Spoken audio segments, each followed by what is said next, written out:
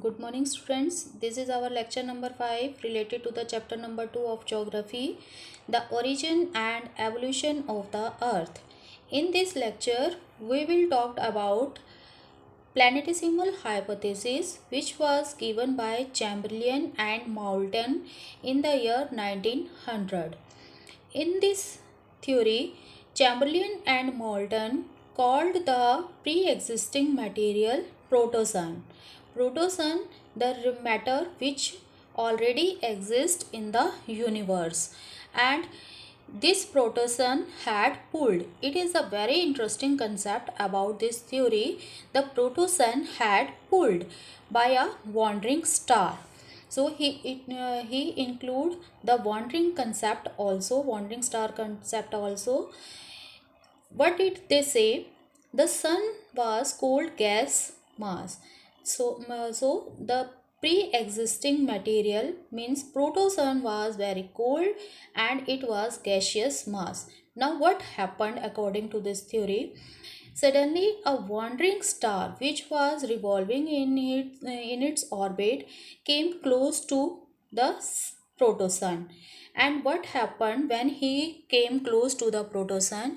It exerts its attraction force on this protosun. The star exerts its attraction force on this protosun. Now what happened to the protosun?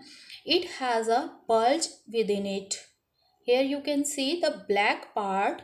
It is a bulge in this protosun due to the wandering star. So when the star was moving in his orbit and come close to the sun, he exerts this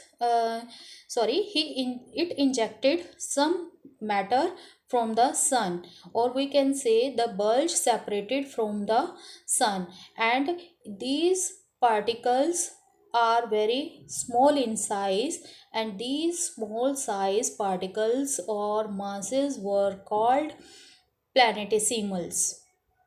Chamberlain and Moulton called these small objects or masses planetesimals. Now, what would be happened? The star was revolving in his orbit, and these small objects, planetesimals, come close to each other and convert into big size. They got condensed and they convert into big size and form the planet. Later on, the star moved away from the sun in its orbit, and the present day sun and the planets remain. So this situation takes 10 million years to form. So our sun took 10 million years to form. According to this theory, what was happened? There was a protosun, a wandering star come close to the protosun. It exerts its attraction force on this protosun, which create a bulge within the protosun. Later on, when the star come close to the sun, this bulge got separated from the sun and it convert into some small objects which were called by Chamberlain and Moulton planetesimals. Then later on, these planetesimals condensed and convert into big size masses, and these big size masses are called planets, and the protosun is our present day sun. Similarly, the satellites were also formed. So this is the basic idea behind the planetesimal hypothesis by Chamberlain and Moulton. Now students, we will discuss about the difference between planetesimal and nebular hypothesis.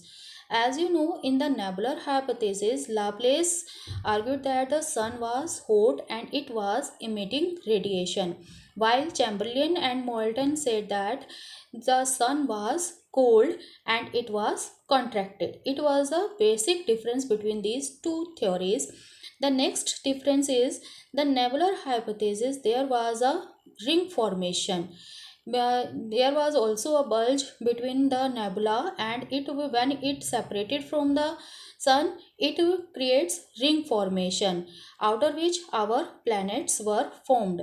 But according to the planetesimal hypothesis, the small planetesimal come close to each other and aggregated to form the planets. So nebular hypothesis is based upon the ring formation, and the planetesimal hypothesis based upon the aggregation of the planets.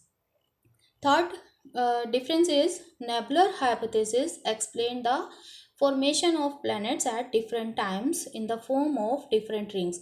As the different rings evolved, the planets are also evolved, and it took place at different times. The farthest planet formed the first, and the nearest planet formed at last. But according to the planetesimal hypothesis, planets were formed at the same time. So students, these are the basic difference between the planetesimal as well as the nebular hypothesis. In our next lecture, we will discuss about the next theory, that is the tidal hypothesis. So students, thank you. Have a nice day.